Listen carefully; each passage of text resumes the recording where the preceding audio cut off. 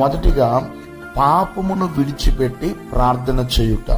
చూడండి, పాత నిబంధనలో నెహెమ్యా గ్రంథం 1వ అధ్యాయంలో హకల్య కుమారుడైన నెహెమ్యా షూషాను కోటలో ఉన్నప్పుడు తన సహోదరులలో కొంతమంది వ్యక్తులు అతని యొద్దకు వచ్చినప్పుడు యెరూషలేము యొక్క క్షేమము గురించి నెహెమ్యా వారిని అడుగుతాడు. అప్పుడు వారు చెప్తారు, యెరూషలేము యొక్క ప్రాకారములు కూల్చబడ్డాయి, దాని యొక్క గుమ్మములు అగ్ని చేత కాల్చబడ్డాయి అనేటువంటి వార్త నెహెమ్యాకి వినబడినప్పుడు నెహెమ్యా ఉపవాసం ఉండి ప్రార్థన చేయడం మనం గమనిస్తాం.